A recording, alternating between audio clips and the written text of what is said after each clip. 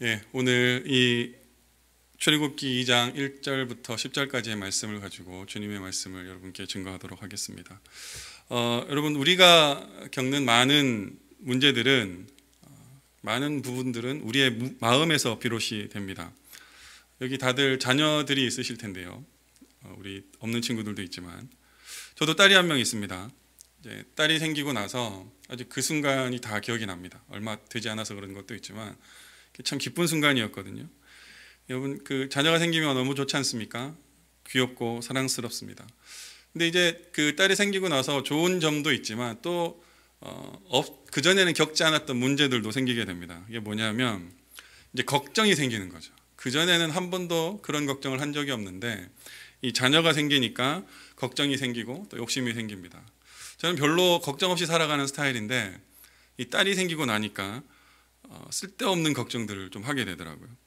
지금은 이제 애가 좀 커서 그렇게 하지 않지만 이제 아기가 안 나나길 때는 항상 불안한 거예요. 애가 숨 잘 쉬고 있나 안 쉬고 있나.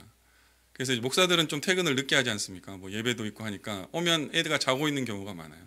그럼 가서 제일 먼저 하는 게 뭐냐면 숨 잘 쉬고 있나, 코 밑에 손을 대보고 그래서 또 들어보고 숨 쉬고 있구나, 오케이. 그리고 이제 오는 거죠. 항상 불안해요. 뭐 어떤 TV에서 애가 숨 안 쉬고 뭐 큰일 났다는 얘기를 본 기억이 있어서 항상 그런 걱정을 하게 됐습니다. 또 뭐 이런 경우도 있죠. 전에 아내가 이제 바로 옆에 있는 건물로 아기를 데려간다고 하더라고요. 그래서 그런가 보다 하고 이제 영상 통화를 하고 이렇게 마쳤는데 아기를 카시트에 안 태우고 바로 옆이니까 그냥 옆자리에 태워서 간 거예요. 이제 짧은 거리니까. 근데 그거 뭐 한 2분 3분 하면 가는 거리인데 불안한 거예요.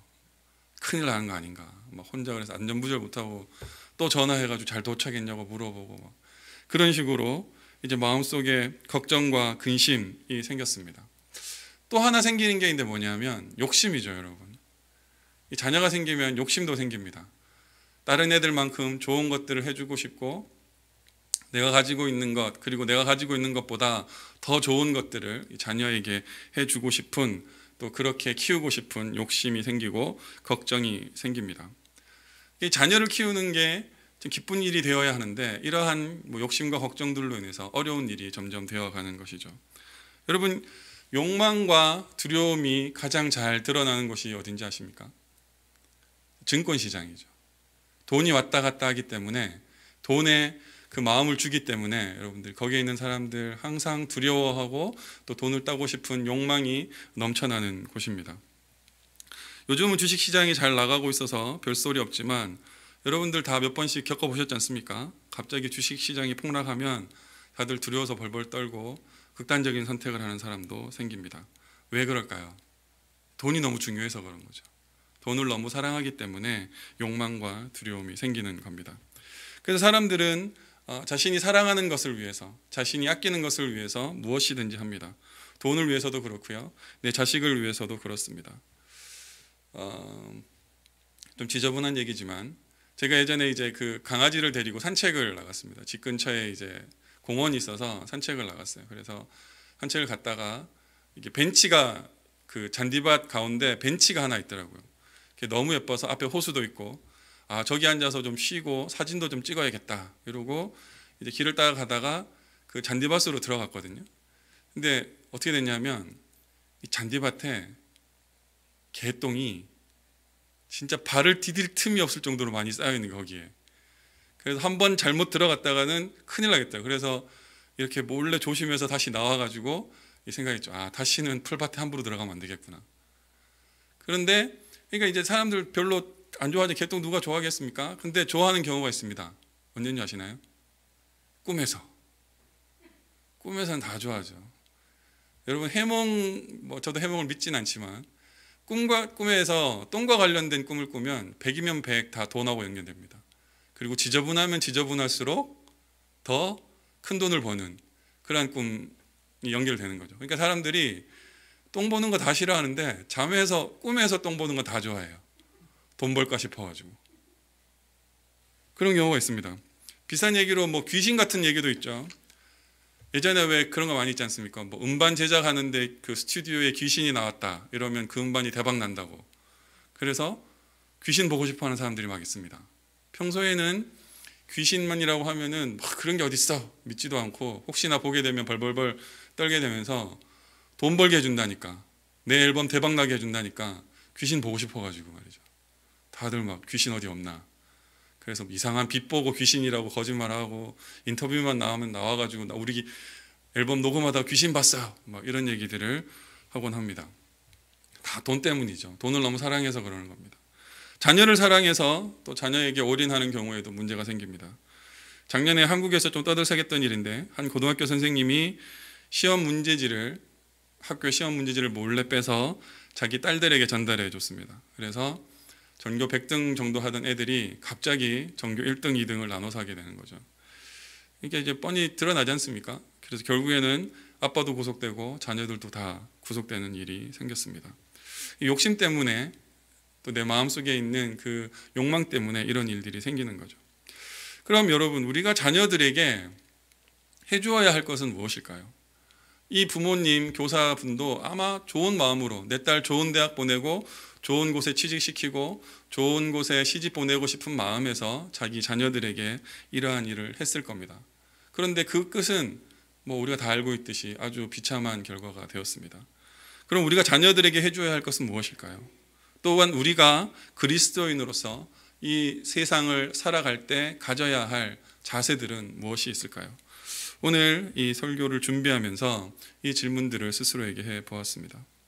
그래서 어떠한 답을 하나님이 우리에게 주시나, 하나님 나에게 주시는 감동이 무엇이 있나 계속해서 기도하고 묵상하는 가운데 자꾸 이제 한 찬송이 생각이 났습니다. 오늘 이 본문을 가지고 요즘 많이 불리는 찬양곡이 있는데, 요게벳의 노래라는 곡입니다. 여러분들 많이 들어보신 찬양일 텐데요. 오늘 이 출애굽기 2장 1절부터 10절까지의 본문 내용을 가지고 만들어낸 그러한 찬양입니다. 오늘 이 찬양 한번 다 같이 들어보고 제가 계속해서 설교하도록 하겠습니다. 곡입니다. 이 노래는 이제 연평안이라고 이제 한국에 계신 초등학교 선생님이 작곡을 하시고 작사하시고 조찬미라는 분이 부른 노래입니다. 그래서 이분 인터뷰를 제가 설교 준비하면서 찾아보니까 이 출애굽기 모세의 이야기에서 이 아이를 떠나보내는 엄마는 과연 어떤 마음이었을까? 아이를 강물에 띄어보내는 이 엄마의 마음은 과연 어떠한 생각으로 이 아이를 물에 띄어보냈을까? 그런 생각이 들어서 이 노래를 작곡했다고 합니다. 그래서 이 엄마가 어떻게 하는지 한번 찾아보고 그 가운데 우리에게 주시는 교훈과 권면은 무엇이 있는지 우리 함께 알아보기를 원합니다.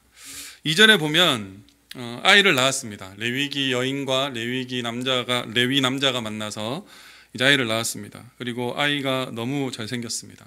내가 낳은 아이인데 안 이쁠 리가 있겠습니까? 사랑합니다. 그런데 지금 이 상황은 이집트에서 남자아이를 낳아서 기를 수가 없는 상황입니다. 이제 요셉의 인도로 인해서 이 히브리 백성들이 이 애굽 땅으로 들어왔지만 너무나 번성해져 버려서 바로가 남자아이가 태어나면 다 죽이라 명령한 그러한 상황입니다. 근데 산파들이 말을 듣지 않자 그럼 나일강에 아이들을 다 던지라, 남자아이들은 태어나면 다 나일강에 던지라 라고 명령한 그 상황 가운데 슬프게도 이 남자아이가 태어나게 된 것이죠. 얼마나 마음이 아프겠습니까? 그래서 이 바로의 명령을 거부하고 아이를 던지지 않고 3개월 동안 숨겨서 키웠습니다. 근데 이게 얼마나 갈 수 있겠습니까, 여러분? 뭐 내 주변에 있는 사람들도 아이가 자라는 걸 다 결국엔 알게 될 테고, 또 나중에는 이집트 사람들도 저 집에 남자아이가 있다라는 사실을 다 알게 될 겁니다. 그래서 이제 결단을 내려야 됩니다. 이 결단을 내리고 이 아이를 어떻게 할 것인지를 정해야 하는 상황이 된 것이죠. 그래서 아까 우리가 들었던 찬송에서 이렇게 물어봅니다. 어떤 마음이었을까?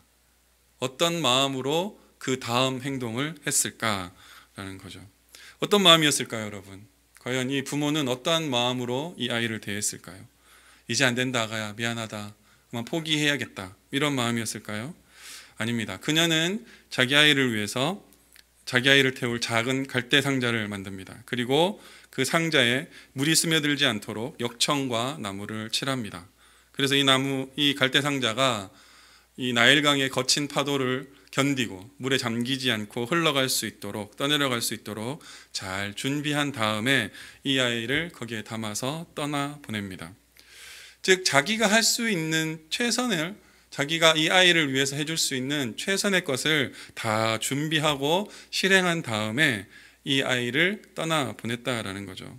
남자아이는 다 죽이라는 이 바로의 부당한 명령을 목숨을 걸고 3개월 동안 어기면서 이 아이를 양육했고, 더 이상 내 힘으로 이 아이를 키울 수 없는 상황이 되자 자신이 할 수 있는 모든 일을 다 한 다음에 이제 이 아이를 떠나 보내게 됩니다. 그러니까 이 부모는 이제 알게 된 거죠. 내가 이 아이에게 해줄 수 있는 역할, 내가 이 아이에게 해줄 수 있는 것은 여기까지가 한계다라는 것을 알고 그것을 인정하고 아이를 하나님께 내어드렸다라는 것이죠. 그래서 어떻게 됩니까? 그 다음부터는 일이 잘 풀립니다. 오늘 아까 찬양에서 말씀하신 어떤 찬양 가사처럼 너의 참 주인이신 하나님께서 너를 인도하시리라. 너의 참 부모이신 하나님께 너를 보낸다. 이런 일이 일어나는 거죠. 우리 성경으로 다 봐서 알고 있지 않습니까? 여러분, 이 노래가 정답은 아니지만 제가 묵상하면서 생각한 결과 그랬을 것 같습니다.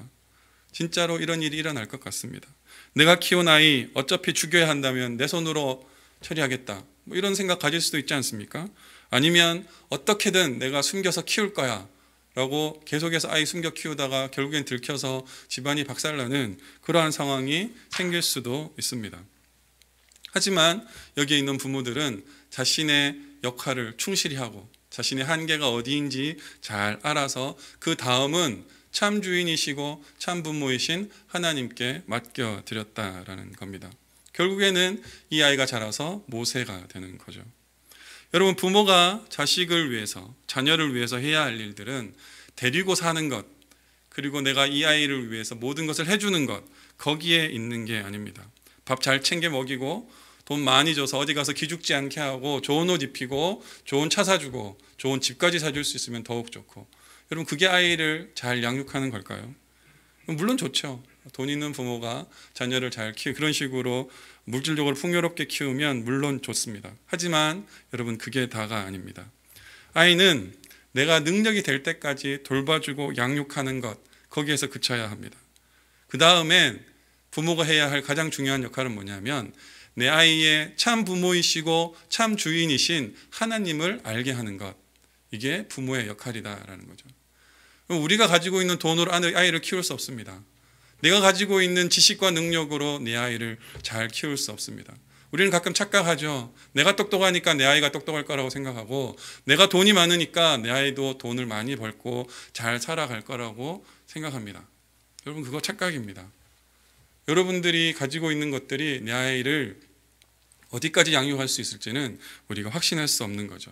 우리 아이를 정말로 훌륭하고 정말로 좋은 사람으로 양육하는 것은 바로 하나님께서 내 아이의 참 주인이시자 참 부모이신 하나님을 만날 때 이루어진다라는 것입니다. 그래서 그런지 이 출애굽기 2장은 하나님이 주인이시다라는 것을 조금 우회적으로 표현합니다. 오늘 이야기에는 모세의 부모, 모세의 누이, 그리고 바로의 딸 등 5명이 등장합니다. 하지만 누구도 이름으로 불리지를 않습니다. 그저 누이, 레위 사람, 레위 남자, 레위 여자, 이런 식으로만 불립니다. 10절에 가서야 마지막에 물에서 건져낸 아이라서 모세로 부르기로 했다라고 모세의 이름만 짤짤막하게 등장합니다. 이 사람들이 이름이 없는 것이 아닙니다. 모세의 아버지는 아므람이고요, 어머니는 오늘 찬양에도 나왔지만 요게벳입니다. 그의 자매는 미리암이고, 오늘 본문에는 안 나오지만 형도 있는데 그 유명한 아론이지요. 바로의 딸도 어떤 사람들은 어떤 이름이 있다라고 정확하지는 않은 것 같습니다. 하지만 공주이니까 당연히 이름이 있었겠죠. 하지만 이 사건에서 그 누구도 그 사람들의 이름을 직접적으로 불러주지 않습니다.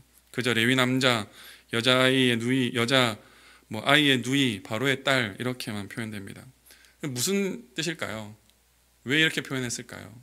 그러니까 이 사람들이 자신의 일들을 하지만 그 모든 것을 주관하는 분은 결국엔 하나님이다라는 사실을 또한 우리에게 우회적으로 알려주고 있는 것입니다. 그래서 2장은 모세의 성장 이야기입니다. 모세가 태어나서 물에 떠내려가서 바로의 딸에게 전달되고, 그리고 자라나서 미디안 광야로 가서 자신의 아내를 만나기까지 이 모세가 성장한 이야기를 담고 있는 그러한 내용입니다.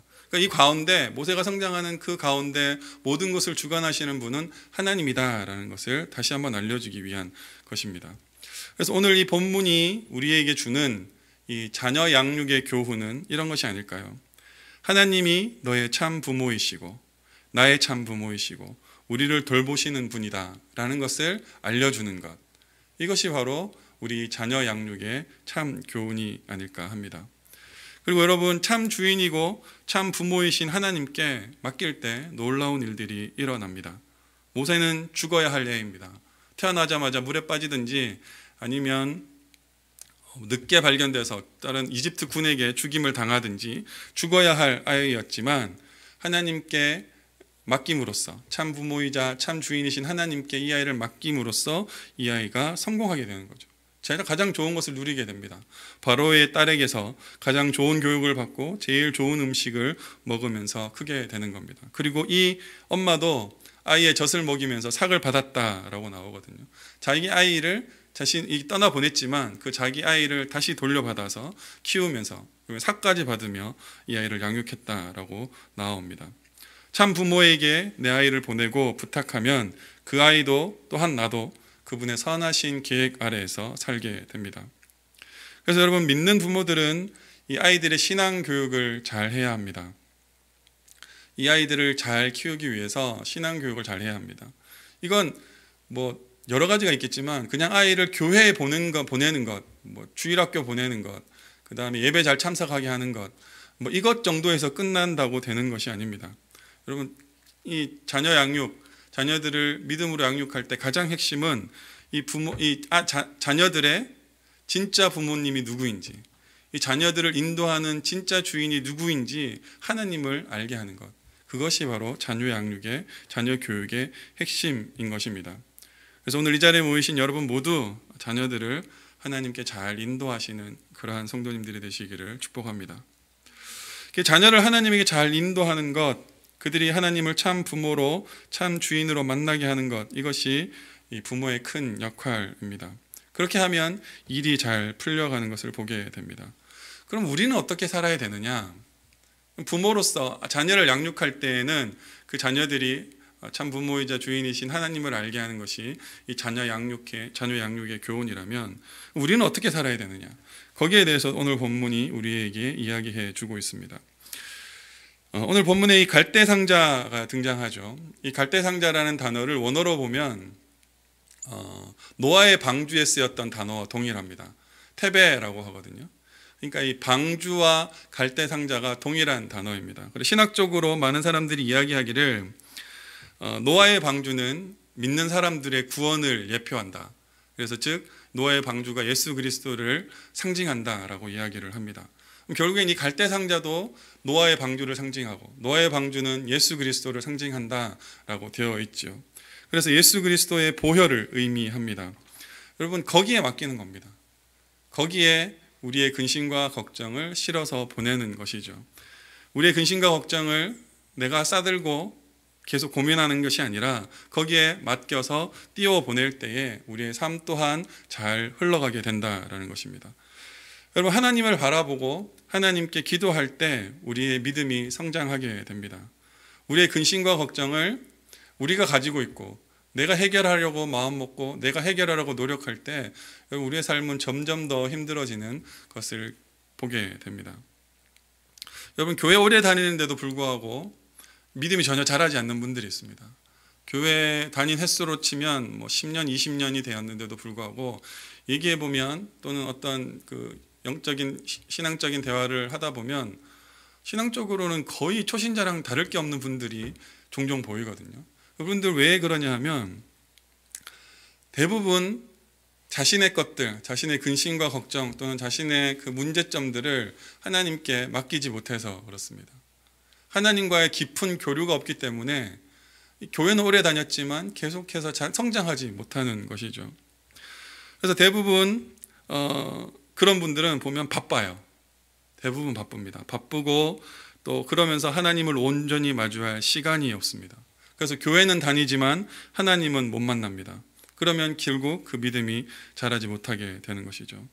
뭐 이분들이 뭐 작고 사소한 일로 고민하는 거 아닙니다. 보면 중요하고 정말로 큰 일이구나라고 생각할 만한 것들이 항상 주변에 산적해 있어요. 그런 고민 때문에 하나님을 만날 시간을 가지지 못한다라고 핑계해야 됩니다. 여러분, 그거에 다 사탄이 노리는 거죠. 그게 다 우리의 영적 전쟁의 과정인 것입니다. 오늘 여개벳을 보십시오. 갈대의 상자 안에 뭐가 들었습니까? 내 가장 사랑하는 아이가 들었습니다. 그 자식만큼 소중한 게 있습니까? 그 자식을 온전히 하나님 앞에 내어놓을 때 요게벳의 또 그 가족들의 문제가 해결된 것처럼 하나님 앞에 내 근심과 걱정을 내려놓을 때 우리의 삶도 해결이 되고 하나님과 더욱더 가까워질 수 있다라는 것입니다. 여러분, 예전에는 이런 이야기가 있죠. 예전에는 사탄이 인간과의 영적 전쟁에서 승리하기 위해서 사람을 많이 괴롭혔다고 합니다. 아프게도 하고 자신이 그 사람이 하고 있는 일이 안 되게도 하고 사업이 망하게도 하고 주변에 있는 사람들이 떠나가게도 하고 그런 식으로 그 사람을 괴롭혔다고 합니다. 그래서 좌절하고 포기하고 하나님을 욕하고 이제 교회로부터 멀어지기를 바란 거죠. 그런데 어떻게 됐냐 하면 사람들이 힘들고 궁핍해지니까 더 교회에 가는 거죠. 더 하나님께 기도하고 하나님께 매달리는 거죠. 그래서 이제는 어떻게 하냐면 계획을 바꿨답니다. 이제는 바쁘게 만든다는 거죠. 바빠서 일이 많아서 장사가 잘 돼서 돈이 잘 벌려서 시간이 없게 만드는 거죠. 그러면 어떻게 되느냐? 그러면 시간이 없어서 자신의 일을 줄이고 하나님의 시간을 만드는 것이 아니라 자신의 일이 너무 잘 되니까 눈앞에 돈이 막 아른아른 거리니까 이제 거기에 집중해서 하나님과의 시간이 점점점 줄어든다라는 거죠. 그래서 요즘 사탄이 하는 영적 전쟁의 가장 큰 무기는 뭐냐? 바빠지게 하는 거라는 거예요. 바빠지게 만드는 거예요. 사람이 할 일이 많아지게 만들면 그 사람들은 하나님과 멀어지더라.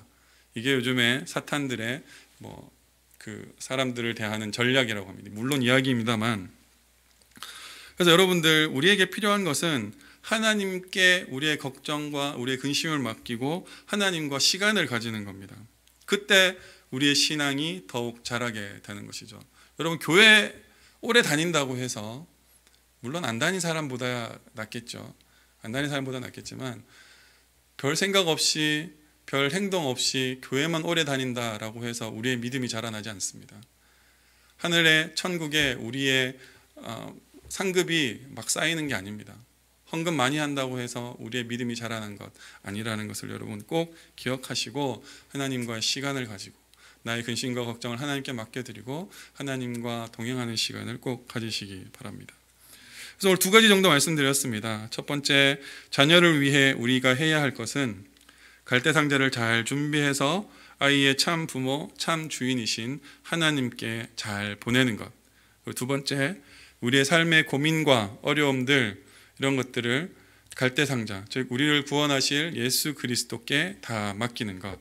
그러면 여러분, 우리의 아이도 또 우리의 삶도 더욱더 하나님 보시기에 기뻐하시는 그러한 삶이 될 줄로 믿습니다.